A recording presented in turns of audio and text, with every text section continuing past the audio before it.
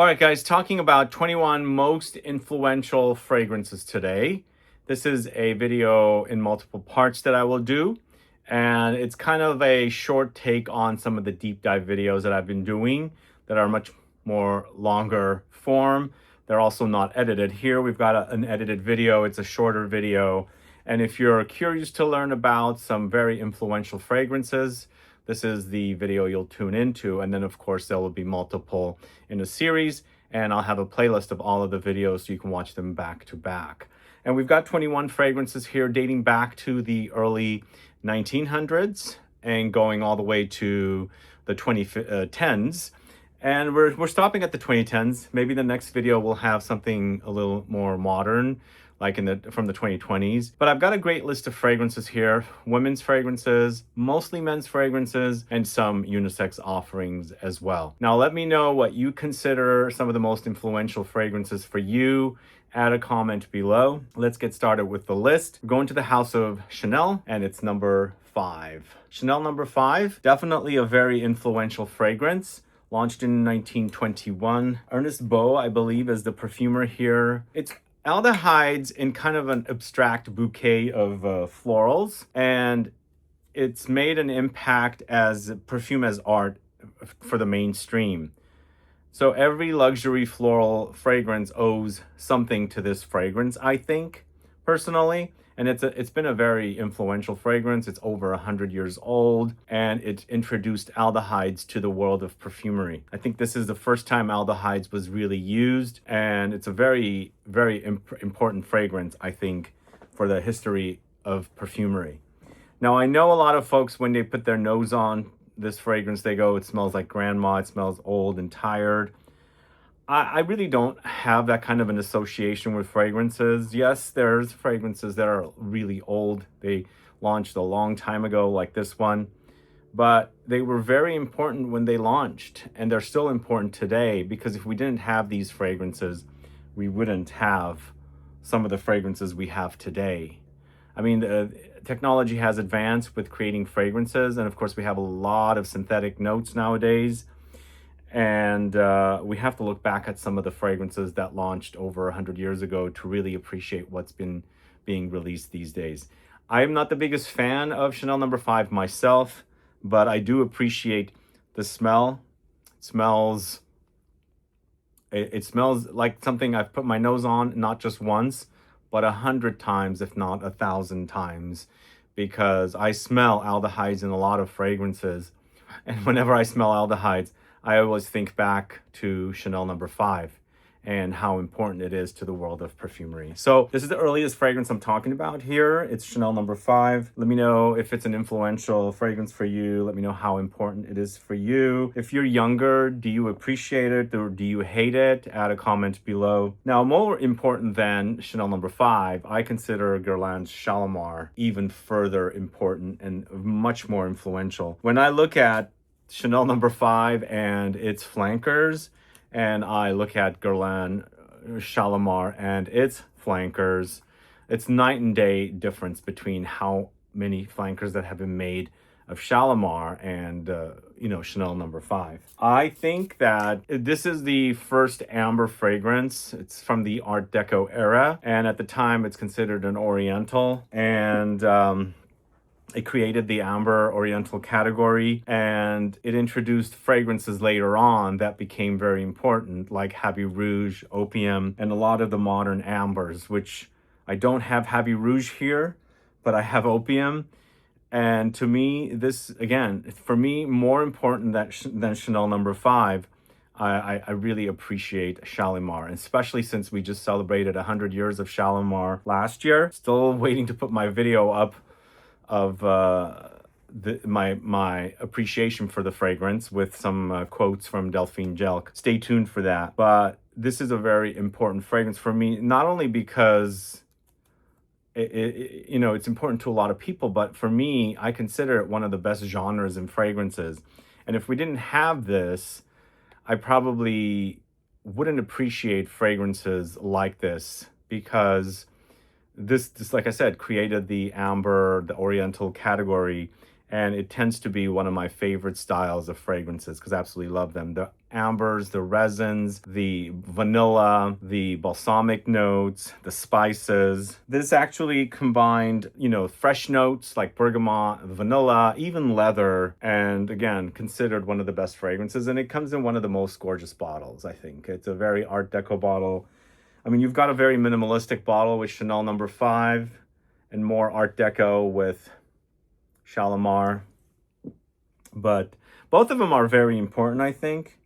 But I think I personally prefer Guerlain Shalimar as a fragrance, and I consider it more important than Chanel's No. 5. Okay, the third fragrance I'm talking about today is from the house of Dior. This is Eau Sauvage. Very, very important fragrance for me. So I think a lot of barbershop fougere style fragrances had dominated when this fragrance launched, and it was the first time that they used the Hedione note. Hedione is this ingredient that is synthetic with a jasmine-like smell, which is featured here. But it's combined with a lot of citruses and a lot of woods here. But it's super fresh. It kind of takes the original eau de cologne idea and the barbershop fragrances idea. Because for me, since there's aromatics in here as well, you get some hints of the barbershop fougere-like qualities, but you're also picking up a lot of citruses, the floral touches of the Hedione woods, and it's got a very radiant freshness. And if it wasn't for fragrances like this, we wouldn't have fragrances like Cool Water, Acqua di Gio, even Sauvage, which Dior took the name from Eau Sauvage and dropped the O and came up with Sauvage and things like that.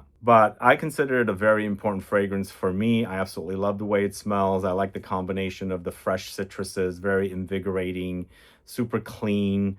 And of course, you've got that important ingredient, Hedione, that was, you know, I guess the first time it was used is in Dior Eau Sauvage. Or I wouldn't say the very first time, maybe it's one of the first fragrances, but I've heard that it's the first fragrance. And then, of course, woods. There's vetiver in here, so it creates kind of a grassy, woody effect, earthy, and of course the aromatics. But let me know what you think about Eau Sauvage. Do you consider it an important fragrance? What do you like about it? Do you prefer Sauvage instead? Do you prefer the Eau Sauvage Parfum? Eau Sauvage Parfum launched so many years after the original Dior Eau Sauvage launched. So the fact that there's an audience for Eau Sauvage, we can thank Dior for creating a Parfum edition. And between all of the fragrances for the Dior's men's fragrances, Eau Sauvage was the first Parfum they gave us. And sure enough, they did reformulate it several years later, like 5 years later, from 2012 to 2017. They changed the formulation of Eau Sauvage Parfum. I still consider it one of the best parfums, but I just really enjoy the Dior Eau Sauvage DNA, and I consider it a very influential fragrance. But fast forward to 1977, we've got YSL's Opium. Yes, as I was saying earlier, this fragrance right here, Shalimar, would lead to something like Opium. But along the way, there's other fragrances that came, of course. I'm just highlighting a list of 21 fragrances, but I definitely consider Opium to be a very influential fragrance. It's a disco era fragrance. Lots of spices here, super spice forward. There's resins and amber as well. This is a very new bottle. I recently bought this from a fragrance net, and I appreciate the smell. I also recently got an older formulation from someone that was getting rid of their collection. It was probably like 10 years prior it was created. And then, of course, I now have this as well, this beautiful original bottle, which I will keep forever. And when I smell this, I remember my mom wearing it and appreciating how it smells. So it's like, I think it was one of the very first heavy fragrances, and since it came out in the 70s, it kind of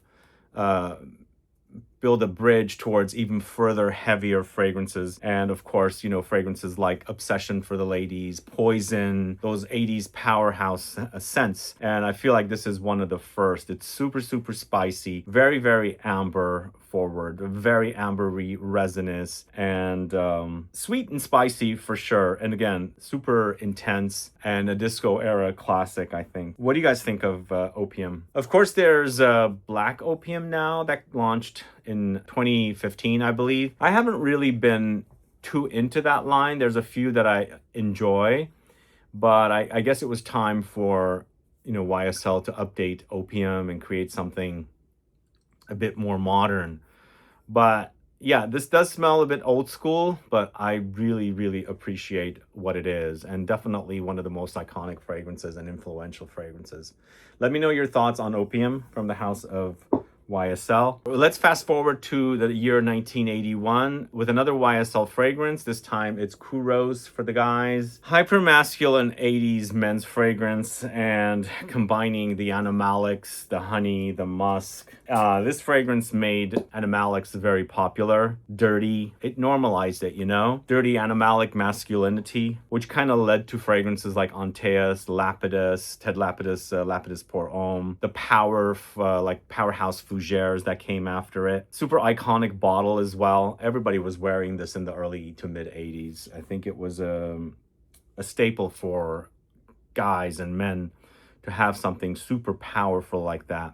Fragrances are not made like this anymore, and I'm happy that there was an era that people appreciated fragrances like these: dirty, raw, rough, rugged, animalic, musky fragrances. And hopefully there will come a day then that we might go back to fragrances like that. I doubt that will ever happen. Who knows? Maybe people would appreciate animalics, but the thing is that these days animalics are not made the way animalics were made back in the era of when Kouros was launched, you know? Using the real animalic notes versus the synthetic versions of the notes these days, you can totally tell the difference. And even though I would consider this pretty rough, but there was a smoothness about it. And these days, when the animalic notes are substituted with the synthetic animalic notes, they've come really close to crafting something that smells super like what they used to be back in the old days, like the 80s, I should say. But a lot of the times the animalics stand out and they're not so super smooth, and they become a bit uncomfortable to wear. And even though this is probably substituted now with synthetic animalic notes, I still consider it to be one of the finest examples of men's 80s fragrances. Super powerhouse, intense, very influential, led to a lot of other fragrances like this until the trend completely died down in the late 80s, early 90s. And of course, we had other fragrances that launched around that time that were completely different. But let's move on to 1985 with another men's fragrance. I think the year on this one might be a little off. 1985, it might be a bit later, but this is Calvin Klein's Obsession for Men. Awesome scent, by the way, and creating a cinnamon amber vanilla fragrance. And it made mainstream fragrances to be very sexy, I think. It led to fragrances like Spice Bomb, La Male, the sweeter, spicier masculine fragrances. And to this day, this smells so super awesome. Yes, lighter than before, but very, very sexy. You can smell the cinnamon, you can smell the amber, the vanilla. It's quite resinous, it's sweet and spicy. And yeah, it made like the designers to create some of the best fragrances, because we didn't have a niche revolution at the time. Niche brands didn't exist. Sure, there might have been one or two brands out there that might have not been associated to any type of clothing or jewelry or, you know, fashion or cars, things like that. And, you know, there were brands like that back then, but they weren't considered like what the niche movement and the niche revolution was that happened in the 2000s and into the 2010s and the 2020s. But I think this is definitely very influential. If it wasn't for this fragrance, like I said, we wouldn't have La Male. Fragrances like Boucheron, Jaipur, which I kind of find there's a connection between the two. Fragrances like Spice Bomb and things like that. So CK, Obsession for Men, super awesome scent, very influential, I think. And still to this day, I think it smells great. What do you guys think? Let me know, add a comment below. So up next, we've got another fragrance created by the perfumer Pierre Bourdon. He did Kouros in the early 80s, and then in the late 80s he did Davidoff Cool Water. Night and day different fragrances, and this is kind of a fragrance that's more like a fitness, kind of health culture kind of association, because it was clean, it was marine, it was aquatic, lavender with synthetics that were combined, and again, it pretty much brought on the aquatic marine movement and, you know, the aquatic wave in fragrances, which basically led to fragrances like L'Odyssée and Aquatic. And to this day, I think it's nice to smell a fragrance and be able to pinpoint the notes that are in here. Sure, it's aquatic, not marine, thankfully. You definitely smell the lavender. It's there. You've got lavender quite a bit in here, and all the synthetic notes in the base. It's gotten a bit screechy for me, but I respect it.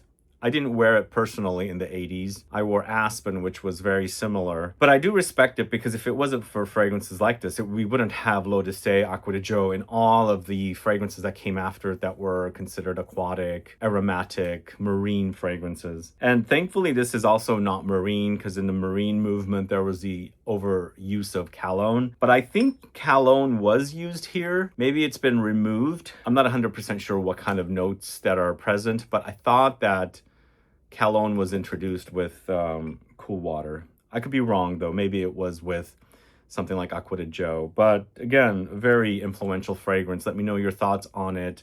Are you a fan of Davidoff Cool Water? Add a comment below. Let's move on to another fragrance from the same year, and I'm talking about Dior's Fahrenheit this time. When this launched and it became kind of a very popular hit for Dior, aquatics were like really taking off, and there was this weird kind of ozonic aquatic leather fragrance. Sure, ozonic, yes, you've got that kind of watery aquatic thing happening with the ozonic violet leaves. It adds a freshness to the fragrances, but beyond that, there's a lot of leather, because it's very leathery. So you've got these kind of things happening. It also had a little bit of that gasoline kind of effect in the fragrance. So it was a bit weird, never done before, but Dior achieved quite a lot of success with this fragrance.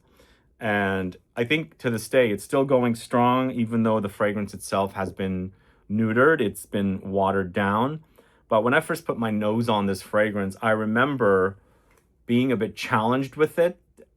It was a bit non-conventional. I was never challenged with Kouros, but I felt like this was different. I hadn't smelled anything like this before.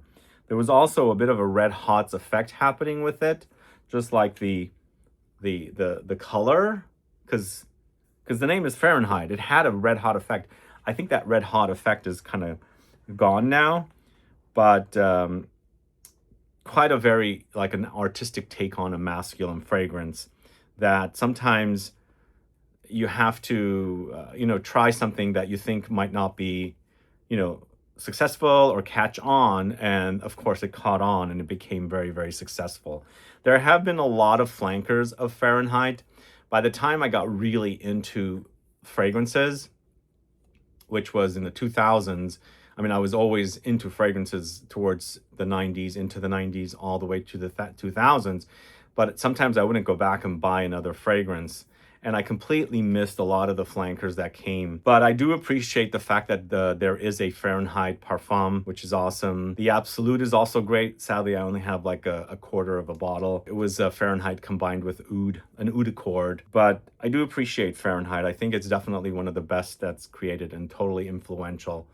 And again, sometimes you could be weird and out there with fragrances, and it catches on and it becomes an iconic, a very influential fragrance. So That's the 8th fragrance, Dior's Fahrenheit. Let me know if you're a fan of it. And on to the 1990s. We're going to 1992 with a bang with the very first Gourmand fragrance. It's Mugler's Angel for the ladies. Then in 96, Mugler launched a male alternative called Angel Men. Sadly, I don't have that fragrance featured here, perhaps in part 2, but this is kind of an attack on the minimalism trend. You got this really powerful patchouli, chocolate, sugary kind of overdose with, the Gourmand style. Sure, I don't think Gourmands are much like this anymore because you've got the realistic Gourmand movement happening so far right now, but if it wasn't fragrances like Angel, you wouldn't have fragrances like Black Opium, Flower Bomb, La Vie est Belle, maybe even Coco Mademoiselle. But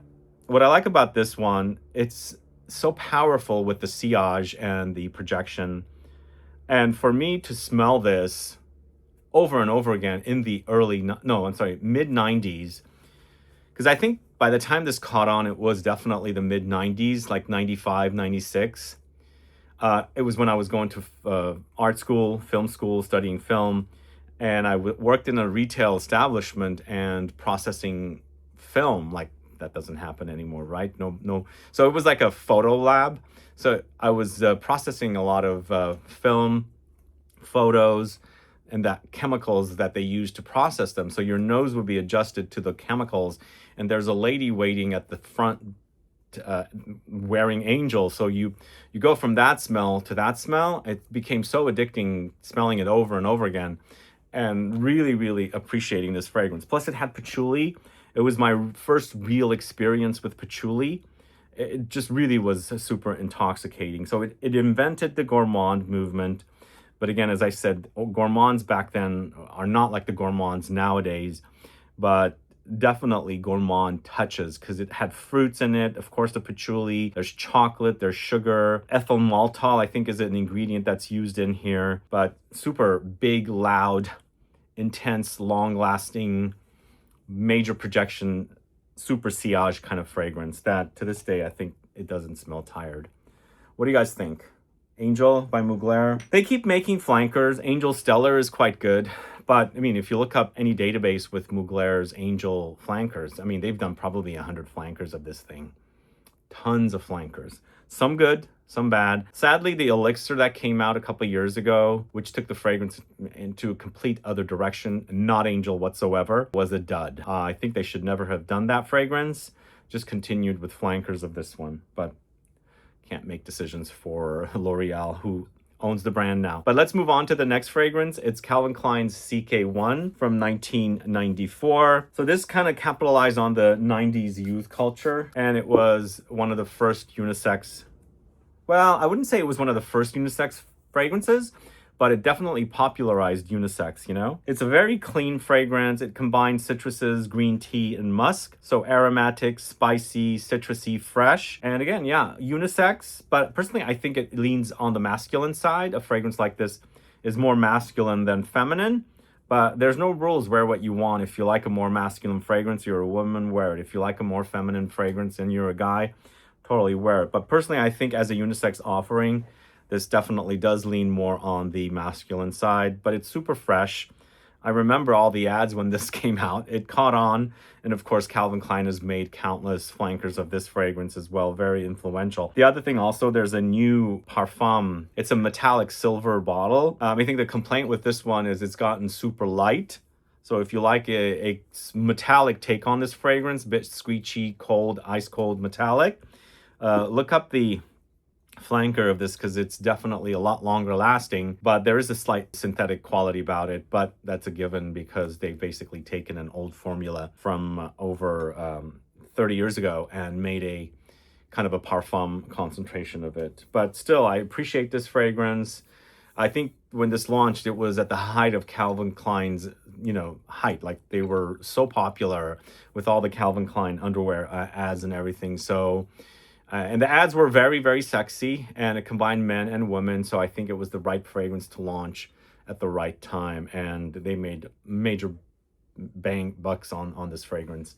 Let me know your thoughts on CK1. Add a comment below. That's from 1994. And then up next, going to a male targeted release, going to the house of Jean-Paul Gaultier, Le Male. So this is when the macho fragrances were starting to, fade away. So adding sweetness, ambery touches. Remember I spoke about Obsession for Men. It's super spicy, resinous, vanillic, amber.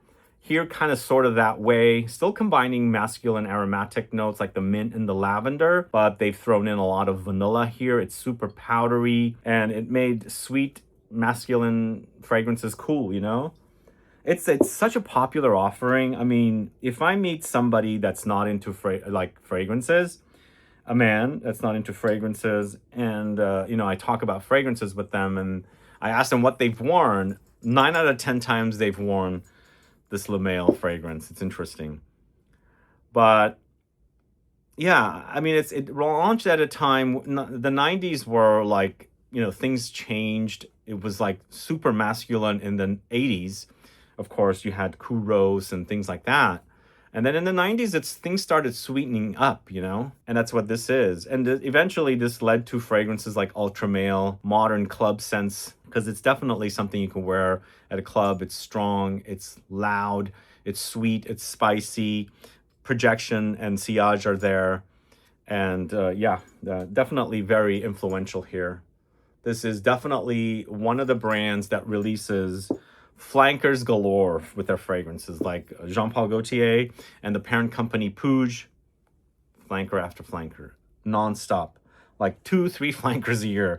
Maybe I'm exaggerating there a little bit, but they do a lot of flankers. But let's move on to Acqua by Giorgio Armani. I know this has gotten weaker, much weaker. It's gotten reformulated. It's much lighter. Same thing with CK1. It's much lighter than it used to be. This is like a post-cool water era Aquatic. Like, finally Aquatics had taken off, and with the launch of Acqua di Gio, so many other brands came after and copied not the fragrance, but some of them did copy the fragrance, but copy the style and things like that. So it's combining marine, citruses, and woods. Like when I first used to talk to sales associates at the perfume counters, they used to say there's melon. I think it does have a melon kind of an effect here, more like not watermelon, but like something like cantaloupes. Because cantaloupes, melons do have a bit of a marine kind of aquatic smell. It's become like the most successful men's fragrance of all time.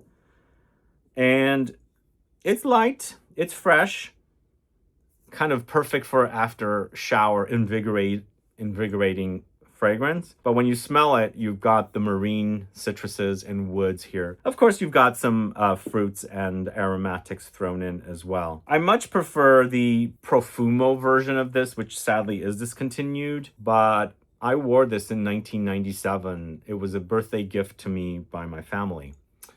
And I do recall how different it is. It was zestier, more potent. This is a lot more waterier, a lot fresher, lighter. It doesn't have the substance it once did, but I still consider it like one of the most influential fragrances. What do you guys think? Acqua di Gio by the house of Armani. All right, let's fast forward to the year 2005 with a fragrance that I really appreciate for being launched. I'm talking about Dior's Dior Homme. This, my bottle doesn't say original. I thought it did. This is the original though, so this must be pre bottles being designated original because they launched the 2020 edition. So this is also super influential for me. I think the success of this fragrance brought on a lot of other iris forward fragrances. This is kind of like a fragrance perfect for the metrosexual era. I think it's combining iris, cacao, and the lipstick accord that's super sexy in this. It kind of led to fragrances like Prada L'Homme that had similarities. A lot of iris forward fragrances were launched for the guys, the iris trend. And if it wasn't for this DNA, and most importantly, Dior Homme Parfum, Dior Homme Intense as well, I wouldn't be into iris as much as I am today. And the more I smell Dior Homme DNA, this stuff smells great, by the way. So the original Dior Homme, oh my God, it's so good. really, really great. It's fresher than Dior Homme Intense, so it's easier to wear. It's not as dense. I really love it. That kind of slight cacao touch with the powdery iris that's very ethereal, with that whole lipsticky accord. Maybe some light leather nuances, not so much here, but further into fragrances like the Dior Homme Intense, and of course the Dior Homme Parfum, the original, not the 2025. Not talking about the 2025 because they completely butchered that fragrance and gave us a complete dud. But this is so influential. I mean, there were not only fragrances from Prada alone, but there were other fragrances, and I'm drawing a blank with what they are. But even Loewe gave us 001 Man, which was kind of similar. It had that kind of powdery irisy thing happening. There were a ton of fragrances that combined iris, and I think the trend kind of died. But again, I appreciate this trend because I appreciate the note of iris now so much. But let me know what you guys think. Are you a fan of the original Dior Homme, Dior Homme Intense, Dior Homme Parfum? Stay tuned for my video review of Dior Homme Intense, the new version that just launched. If it hasn't aired yet, by the time this video airs, it'll air after this. But let's move on to the year 2006 with Tom Ford's Black Orchid. So I think when Tom Ford launched the Black Orchid, I think at this time, I think niche was starting to gain traction. And this is a very unique fragrance that it combines the truffle, the dark flowers, the patchouli. So it's very earthy, it's woody, it's kind of vanillic, but floral at the same time. So it's basically making mainstream style fragrances, niche style fragrances kind of mainstream, I think. And it basically, the dark luxury trend, it basically, sprung from the launch of this. And then, of course, a lot of other fragrances that came after the launch of Tom Ford's Black Orchid, the brand launching its but private blend collection and so on. So I feel like it's very influential. And the way I look at fragrances being influential, a lot of times I see, are there fragrances that smell kind of similar to a well-known fragrance? And if it's been copied, inspired from, duped and cloned and everything like that, that it gets to me, it means it's influential. It's successful plus influential. But let me know your thoughts on Black Orchid. Black Orchid also recently launched a reserve edition, which they brought it into the private blend collection. Super awesome take on the original, but I also consider the parfum of this fragrance to be really, really awesome as well. All right, the 15th fragrance I'm talking about is from the house of Escentric Molecules. It's Molecule 1. Are you a fan of this one? So this is basically the backlash to really loud fragrances, really super potent fragrances, with bringing something very minimalistic. So it's a fragrance that uses ISO Super only, and it's got a huge cult following, huge. Like when Barney's went out of business, they had a huge clearance sale. I went on the first day. They had none of the Molecule 1, but every single other Escentric Molecules fragrance that, was on clearance was there, but none of Molecule 1. It was that popular. I've had multiple parties at the house for fragrances. People fall in love with the minimalistic qualities of this fragrance, which is kind of interesting. When you first smell it, you might not even smell anything. You might be anosmic to it. It takes a while for your nose to learn and understand this, and then for you to actually smell it. It's basically, the brand sold it as an idea, not as a scent, because there's not much there. In fact, people comment and say, all I smell is alcohol.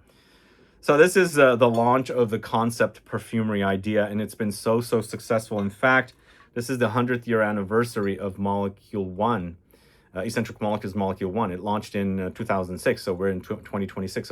So did I say 100? It's the 20th anniversary, but a super awesome fragrance, one of my favorites. It's not only used minimally on its own, you can also use it to enhance other fragrances and layer and, things like that. But next, we've got a fragrance from the house of Hermès. It's Terre de Hermès, created by Jean-Claude Ellena. This came after we got fatigued from the Aquatics. Yeah, I like Aquatics, but when it becomes marine overdose, I start hating them. And basically what Jean-Claude Ellena gave us was orange, vetiver, and minerals. So it's a kind of a minerally take on the vetiver and orange fragrance. It became one of those smart masculine, fragrances from designer, and it's got woods, it's spices, but you do have a spicy vetiver, although there might even be some peppery notes in this as well. But you've got, you know, the vetiver and minerally qualities with the orangey citrus. So it's kind of sweet and spicy, but it's a wonderful offering. I consider it definitely one of the best men's fragrances. Sure, it's 20 years old, but I think it's not tired at all. It's kind of like Guerlain's vetiver, you know? It's a great DNA that Jean-Claude Guerlain created when he was at Hermès, and it's long-lasting. I mean, they keep launching flankers for it. And even though we got a dud last year for this with the coffee, I think it was coffee in the notes, I didn't care for it whatsoever. I still consider the original and the Perfume edition to be super awesome. And the fragrance itself has been duped, cloned, inspired, whatever you call it.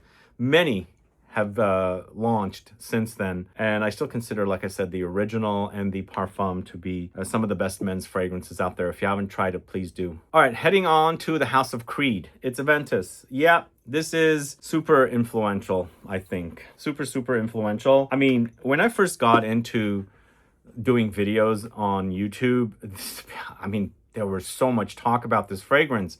In fact, people would be like, what batch code do you have? Is it fruity? Is it smoky? Is it more woody? I don't know, okay? I'm just going to enjoy this fragrance. I get a little bit of fruitiness from the pineapple. I get woods, maybe a little smoky woods. It's a bit screechy with oak mossy touches, but it's pineapple, birch, and, you know, ambergris. And it's created like major hype. It's created the hype culture for fragrances, and it became one of the biggest selling fragrances at Neiman Marcus because I think Creed was exclusively sold at the time at Neiman Marcus. And I'd walk in there and ask, and they'd be like, "Oh, it's the biggest seller we have here as fragrances go, is Creed Aventus." And I think it's pleasant. It's not like a super wow fragrance, but so influential, so influential. One of the most influential fragrances, I think, and it's been copied, duped. On the previous channel, I did some, inspiration videos from the fragrance, and I spoke a lot about it, but I've kind of since then moved on because there's a lot other better fragrances out there. But I think it's one of the first fragrances that guys check out when they're moving on from designer to niche. I think it's kind of like that kind of a fragrance. But Creed Aventus, let me know your thoughts. And I've got to feature this one here. It's definitely one of the most influential. It's Portrait of a Lady by Frederic Malle, created by Dominique Ropion. So this is rose, patchouli, incense, some fruits. It's a powerful fragrance, and it made powerful popular again. It was super loud. I mean, the way I discovered this fragrance was while I was checking out at Barney's here with a bottle of Nasomato Black Afghano, and further down there's some people smelling Portrait of a Lady, and the smell came to me, not like right next door. It's further down, and the smell floated, and I picked it up, and I was like, boy, that smells so good. I wonder what they're smelling, and I was told what they were smelling, and that's how I discovered this. It's a fragrance that's dark, kind of gothic rose, super spicy, as I said. Lots of spices here. There's some warm spices. There's incense, of course, the rose. There's some fruity touches in here, and of course, it's kind of ambery in the dry down. But this is also inspired. Lots of fragrances came after this that was in this kind of a style. So it was copied, influenced, inspired, cloned, duped, but I consider the original the masterpiece. It's definitely a masterpiece. I absolutely love it. Yes, it's kind of gotten weak under Estee Lauder, but the DNA is what I love about it. It's still got that potency that I really love with Portrait of a Lady. And then we've got Santal 33 from Le Labo. I don't have a lot of nice things to say about this one. I have a love-hate relationship with this fragrance, but it's more hate than love. And I don't get the love for this one. I don't understand it. So it's a hipster era kind of fragrance. The brand, I think, started in Brooklyn or somewhere in Manhattan, but the founders are French, I believe. It's sandalwood and cypriol, a little leather, and I think it put the brand on the map, Le Labo on the map, I think. By the time I got into doing videos, Santal 33 had just launched. I started in 2012. This came out in 2011. And so it was a year plus already by the time this launched. And it inspired so many fragrances. Like if a brand launches new and they really don't know what the hell they're doing, and they say, I want to have a fragrance that smells like that, and a fragrance that smells like that, and a fragrance that smells like that. They just go and pick the most successful fragrances, and they launch with something that smells like freaking Santal 33. So I've smelled this so many times. You know what? I'm smelling it now. I don't hate it, but I also don't love it. What do you guys think about it? Santal 33 from Le Labo. And then one of the biggest successes during my time on YouTube happens to be Baccarat Rouge 540. Very influential fragrance. It was originally launched, I think, in 2014 as an exclusive fragrance, and then it became a full launch in 2015. It took me a while to appreciate this one, probably about 4 years. It became addicting. And also Instagram kind of helped it become successful. So it's saffron, there's amber woods here like ambroxan, ambergris, plus a kind of a sugary effect. To me, I feel like it's similar with Angel. The sillage and the projection is very similar to Angel. Like you could smell this fragrance, people wearing it, walking behind people, and their cloud leaving off of them and hitting your nose. It's that kind of fragrance. And it's that kind of experience that got me to appreciate this fragrance, because when I first smelled it, I couldn't stand it. I didn't understand it. I didn't like it. And I didn't appreciate ambroxan. So I do appreciate it now quite a bit. And even though this is 10 years old, it was 10 years old last year, although 2014 is when it officially launched. But I still like the way it smells. I really love ambroxan. Some of you guys don't like ambroxan. I really do appreciate it. And I know this fragrance for ambroxan. I think it's the fragrance that got me to love and appreciate ambroxan. Baccarat Rouge. I mean, it's led to so many other inspired fragrances, most importantly Burberry Her, which is also created by Francis Kurkdjian. But then there's also Cloud. There's fragrances like Mise en Cires, For Your Love, and so on and so on and so on. So it's a very influential fragrance, I think. And finally, last but not least, we're talking about Dior Sauvage. Yes. Eau Sauvage, Sauvage. Which is your favorite? So this is like the mass market reset, I think. The ambroxan overdose as well. I think it was like both of them launched in, like Baccarat Rouge and Sauvage launched around the same time. Both utilized a lot of ambroxan. This particular fragrance is a male market, like a male targeted release, and it's kind of the evolution of, I think, Chanel Bleu de Chanel. So it's kind of in that blue fragrance empire. I think as a dumb reach fragrance, I appreciate it, but for me it's not like super complex, because I like really complex fragrances, resinous amber fragrances with vanilla and of course patchouli heavy. So this is kind of falls flat. But if I'm tired of those fragrances, I want to reach for something that's going to make me smell great, I would reach for fragrances like Sauvage. But I kind of put it in the same category of something like 4711, because it's fresh and it makes your body smell great. You know, if you're not showering, which I do on a daily basis, this will make you smell great. You know, I think what I like about it is mixing with your own body chemistry and the cloud you leave behind. It's that kind of a fragrance, especially since it also has ambroxan.